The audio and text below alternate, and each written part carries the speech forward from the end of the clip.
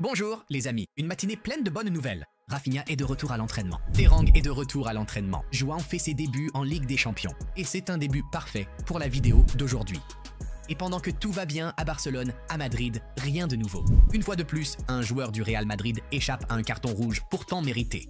Lors du match contre la Juventus au Bernabéu, la VAR a décidé de pardonner à Brahim Diaz, même si le ralenti montre clairement qu'il plante ses crampons dans la cheville de Thuram. C'est un carton rouge direct, il n'y a pas à discuter. Le Français a essayé de continuer, mais le tacle était imprudent et dangereux. Jeu dangereux, comme le dit le règlement. Match différent, même histoire. Madrid et les arbitres, un combo classique devant l'arbitre. Mais c'est le Real Madrid, alors ne vous inquiétez pas. Bref, assez parlé de ce feuilleton madrilène. Revenons à quelque chose qui apporte vraiment de la joie, à Pedri. Mon Dieu, ce qu'il a fait contre l'Olympiakos, c'était de l'art pur du football. Il faisait tourner les défenseurs comme des plots, touchait le ballon avec élégance, se retournait sous pression, dictait chaque attaque. C'est ce Pedri qui nous a manqué. Le public de Montjuïc l'a ressenti aussi. Chaque touche, chaque feinte, chaque glissade devant un adversaire ramenait cette vieille magie. Quand Pedri joue comme ça, le football reprend vie. Et après le coup de sifflet final, regardez-moi ça. Le président Joan Laporta qui savoure dans les tribunes après la victoire contre l'Olympiakos. Il sourit, détendu, salue tout le monde autour de lui. On voit littéralement à quel point l'énergie est différente en ce moment au Barça. Laporta a perdu du poids. Flick a remotivé tout le monde. Même le président a l'air prêt à presser haut. C'est l'effet Hansi Flick. Discipline, bonheur et confiance se répandent dans tout le club. Des joueurs sur le terrain aux dirigeants dans les tribunes, tout le monde revit le même rêve. Et si vous pensiez que la magie s'arrêtait là, attendez de voir ce qu'Ansu Fati a fait contre Tottenham. L'énergie du retour est bien réelle.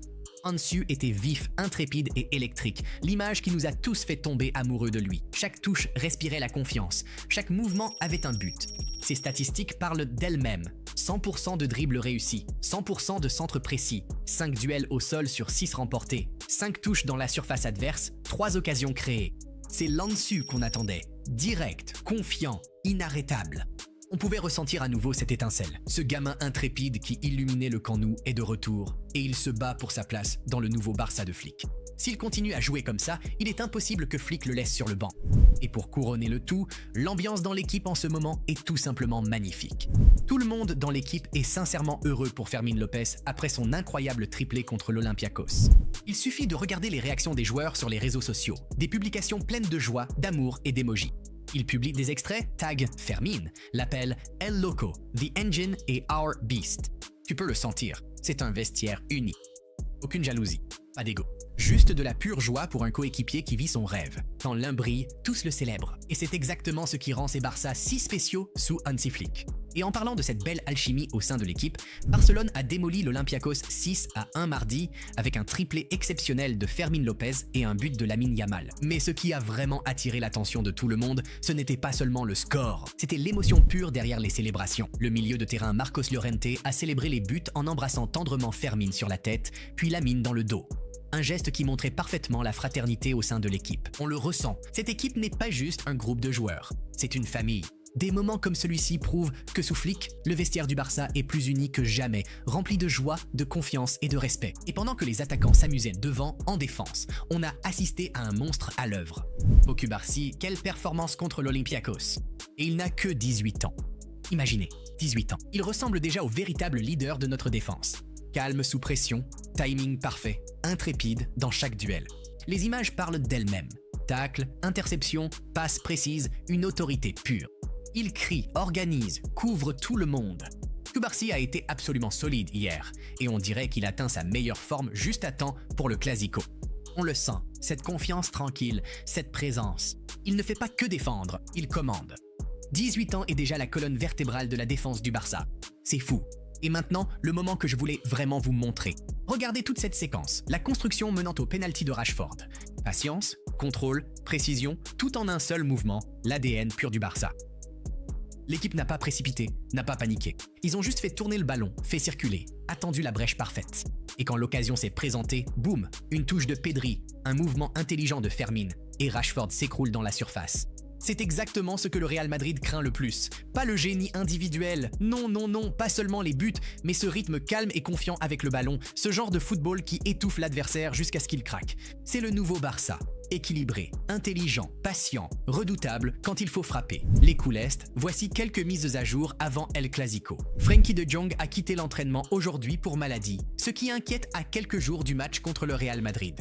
Il a été l'un de nos meilleurs joueurs cette saison. Calme, créatif, dominant au milieu. Devoir se passer de lui dimanche n'est pas réjouissant. Le club surveille son état. Et tout le monde espère qu'il ne s'agit que d'un petit virus, rien de grave. Pendant ce temps, la situation d'Andreas Christensen reste également incertaine. Il se remet encore d'une gastro-entérite qui l'a empêché de jouer contre l'Olympiakos. Pour l'instant, sa disponibilité pour El Clasico reste incertaine. La bonne nouvelle, c'est que Ferran Torres et Rafinha sont tous deux proches d'un rétablissement complet. Ils s'entraînent avec le groupe et pourraient être prêts à renforcer l'attaque pour le choc au Bernabéu. Donc oui, il y a un peu de tension, mais cette équipe a appris à s'adapter.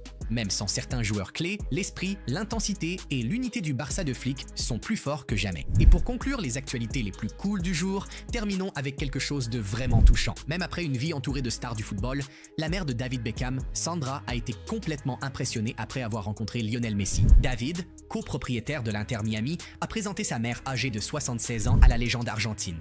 Les photos sont inestimables. On voit la joie et l'incrédulité de Sandra lorsqu'elle salue Léo, une admiration sincère.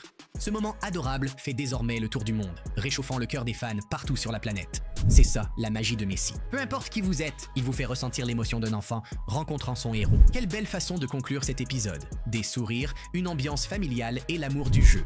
N'oubliez pas de télécharger l'application Barcelona Live pour les actus avant El Clasico.